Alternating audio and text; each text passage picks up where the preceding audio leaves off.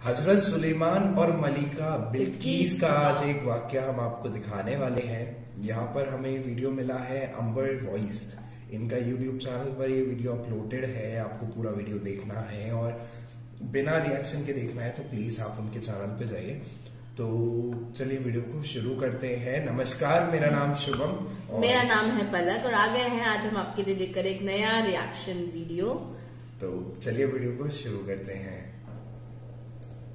आज से हजारों साल कबल जजीरा अरब के जुनूबी इलाकों में यमन के गिरदोनवाह में एक शहर आबाद था जिसे सबा कहते थे और वहाँ आबाद लोगों को कौम सबा कहकर पुकारा जाता था। यहाँ के लोग निहायत ही नेमतों और राहतों में थे। हर तरफ लहलहाती फसलें और फल से लदे दरख्त मौजूद थे, मगर ये कौम शिर्क में मुब्तला थी और सूरज की पूजा किया करती थी। जब वहाँ के बादशाह शराजील बिन मालिक की मौत हुई तो उसकी बेटी बिल्कीस ने हुकूमत की बागदौड़ संभाली। बाज मवर्रखीन ने लिखा है कि बिल्कीस के वालिदैन में से एक जिन्नात में से थे, मगर इस नजरिए की कोई वाज़ेह दलाइल नहीं मिलती। मलका बिल्कीस एक काबिल औरत थी जिसने यमन पर 9 साल निहायत ही खूबसूरती से हुकूमत की। दुनिया के बेशतर इलाकों में जो तिजारत होती थी वो सबाइयों के हाथ में थी। यही वजह थी कि ये कौम निहायत ही दौलतमंद थी, मगर ये वो जमाना था जब मशरिक से मगरिब तक एक अजीम मोहद बादशाह की ताकतवर हुकूमत और जाहो जलाल का डंका बजता था, जिसे तारीख में सुलेमान इब्न दाऊद के नाम से जाना जाता है। हजरत सुलेमान अलैहिस्सलाम की हुकूमत दुनिया के बेशतर ममालिक में थी, जिसका दारुल खिलाफा यरूशलेम शहर था। आपको हवा, जिन्नात, चरिंद व परिंद और जानवरों पर हुक्मरानी अता की गई थी।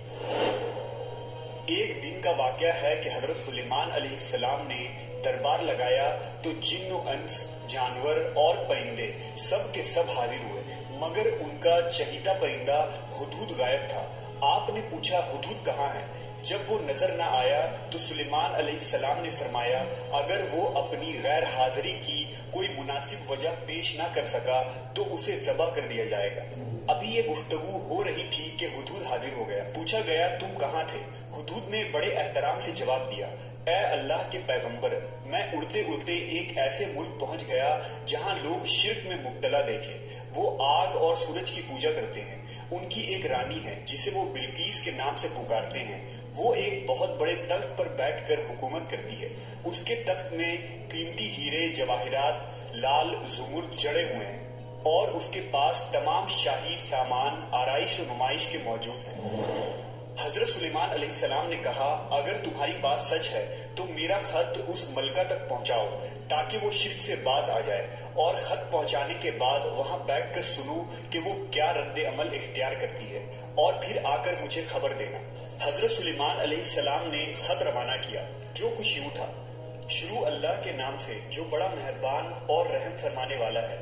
ये इज्जत वाला खत सुलेमान इब्न दाऊद की जानिब से मलका सबा बिल्कीस की तरफ है। जो हिदायत की पैरवी करे उसके लिए सलामती है।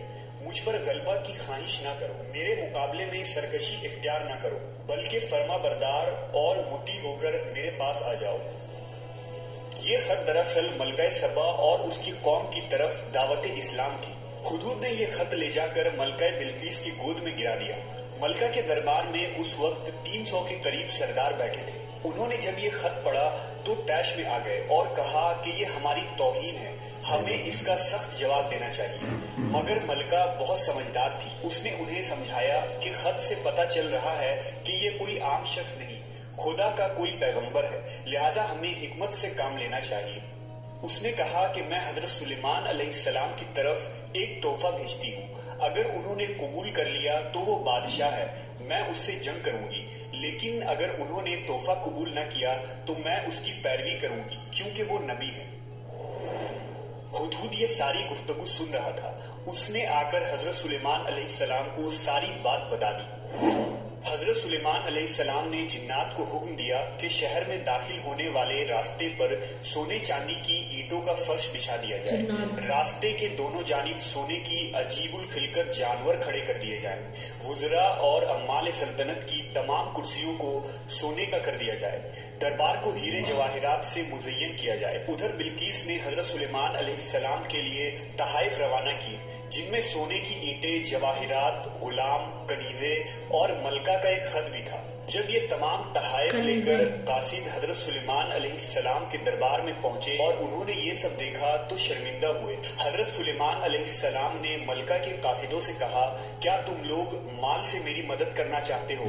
مگر دیکھ لو، جو کچھ اللہ نے مجھے دے رکھا ہے وہ اس سے بھی زیادہ ہے جو تمہیں دیا ہے، لہذا تمہارا تحفہ تمہیں مبارک ہو۔ اب تم اپنے تحائف کے ساتھ واپس جاؤ اور اپنی ملکہ سے کہنا کہ ہمارا انتظار کرے، ہم ایک زبردست لشکر لے کر آئیں گے۔ جب یہ خبر ملکہ بلقیس کو پہنچی تو وہ سمجھ گئی کہ واقعی یہ اللہ کے نبی ہے، لہٰذا اس نے جنگ کے بجائے حضرت سلیمان علیہ السلام کے دربار میں حاضر ہو کر اپنی اطاعت کا یقین دلانے کا فیصلہ کیا۔ جب حضرت سلیمان علیہ السلام تک یہ پیغام پہنچا تو آپ نے اپنے درباریوں سے کہا، تم میں سے کون ہے جو ان کے مطیع ہو کر آنے سے پہلے ملکہ کا تخت میرے پاس اٹھا لائے؟ ایک دیو ہیکل جن نے کہا، آپ کے دربار کو برخاست کرنے سے پہلے میں اسے لا سکتا ہوں، میں اس کام کی پوری قوت رکھتا ہوں اور امانت دار بھی ہوں۔ پھر ایک اور شخص جس کے پاس کتاب کا علم تھا، اس نے کہا، میں یہ تخت آپ کو آپ کے پلک جھپکنے سے قبل ہی لا دوں گا۔ پھر حضرت سلیمان علیہ السلام نے اس تخت کو اپنے پاس رکھا ہوا دیکھا تو پکار اٹھے، یہ میرے پروردگار کا فضل ہے تاکہ وہ مجھے آزمائے کہ میں شکر کرتا ہوں یا ناشکری، اور جو شکر کرتا ہے تو اس کا شکر اس کے اپنے ہی لیے مفید ہے، اور اگر کوئی ناشکری کرے تو میرا پروردگار بے نیاز ہے اور اپنی ذات میں بزرگ و برتر ہے۔ مفسرین کے مطابق وہ شخص حضرت سلیمان علیہ السلام کا کوئی دوست تھا جس کا نام آصف ابن برخیہ بتایا جاتا ہے، اور بعض میں لکھا کہ وہ آپ کا خالہ زاد بھائی تھا۔ کہا جاتا ہے کہ اس تخت کی لمبائی 80 ہاتھ، عرض 40 ہاتھ اور اونچائی 30 ہاتھ تھی۔ اس میں موتی، سرخ، یاقوت، سب زمر جڑے ہوئے تھے۔ حضرت سلیمان علیہ السلام نے اس تخت میں رد و بدل کر دیا اور اسے پہلے سے بھی بہتر بنا دیا۔ جب ملکہ بلقیس حضرت سلیمان علیہ السلام کے دربار میں حاضر ہوئی تو آپ نے پوچھا، کیا تمہارا تخت بھی اسی طرح کا ہے؟ اس نے کہا، یہ تو گویا ہو بہو وہی ہے، اور ہمیں تو پہلے ہی معلوم ہو گیا تھا اور ہم فرما بردار ہو چکے ہیں۔ بلقیس کے آنے سے پہلے حضرت سلیمان علیہ السلام نے ایسی عمارت بنانے کا حکم دیا جس کا فرش شیشے کا ہو، نیچے پانی جاری ہو، پانی میں مچھلیاں اور دوسرے آبی جانور ہوں۔ حضرت سلیمان علیہ السلام اس عمارت میں اپنے شاہی تخت پر جلوہ افروز تھے، اور شیشے کے نیچے سے پانی اپنی پوری آب و تاب سے بہہ رہا تھا، جبکہ اس کے اوپر شیشہ نظر نہیں آتا تھا۔ بلقیس کو اس محل میں لایا گیا۔ جب اس نے فرش کو دیکھا تو سمجھی کہ یہ پانی کا ایک حوض ہے، لہذا اپنی پنڈلیا سے کپڑا اٹھا لیا۔ سلیمان علیہ السلام نے کہا، یہ تو شیشے کا چکنا فرش ہے۔ تب وہ شرمندہ ہوئی اور بول اٹھی، اے میرے پروردگار، میں سورج کی پوجا کر کے اپنے آپ پر ظلم کرتی رہی ہوں، اور اب میں نے سلیمان کے ساتھ اللہ رب العالمین کی اطاعت قبول کر لی۔ لہٰذا بلقیس پر یہ ظاہر ہو گیا کہ جس طرح وہ شیشے کے صحن کو پانی کا لہریں مارنے والا گہرا حوض سمجھ بیٹھی، اسی طرح اس نے اور اس کی قوم نے سورج کی چمک اور دمک دیکھ کر اسے معبود اور خدا سمجھ بیٹھے۔ اسے اپنی فاش غلطی پر نہایت ہی شرمندگی ہوئی۔ بعض مورخین نے لکھا کہ اس واقعے کے بعد ملکہ سبا مسلمان ہو گئی اور حضرت سلیمان علیہ السلام کے نکاح میں آ گئی، جبکہ بعض نے لکھا کہ آپ نے بلقیس کو یمن واپس بھیج دیا اور اس کے لیے وہاں 3 بڑے محل تعمیر کروائے۔ کتنا پرانا، مطلب اس ٹائم کا بتا رہا ہے کہ ان لوگوں کو بھگوان کا نہیں پتا تھا، تو یہ سورج کی پوجا کرتے رہے۔ جو نبی ہے انہوں نے ان کو بلایا، ان کو ایک انویٹیشن دیا، انویٹیشن دینے کے بعد میں انہوں نے جب محل دیکھا، جب وہاں پر جو چمتکار ہوئے تھے وہ دیکھا، تو جب ان کو سمجھ آیا کہ جو دھرم انہوں نے اپنا رکھا ہے، جس بھگوان کی پوجا وہ کر رہے ہیں وہ ہے ہی نہیں ہے، چمک دیکھ کر جو اصلیت ہے انہوں نے اصلیت کو اپنایا، ریالٹی بھگوان کو اپنایا۔ بہت اچھا یہ ویڈیو ہے، بہت اچھا یہ ویڈیو لگا ہمیں۔ تو چلیے بس آج کے لیے اتنا ہی، ملتے ہیں آپ سے نئی ویڈیو کے ساتھ میں بہت ہی جلد۔ چینل کو سبسکرائب کریں، ویڈیو کو لائک کریں، ہمیں کمنٹ کر کے ضرور بتائیں کہ ہمارا ویڈیو آپ کو کیسا لگا۔ چلیے پھر ملتے ہیں جلدی، نمسکار، تھینک یو۔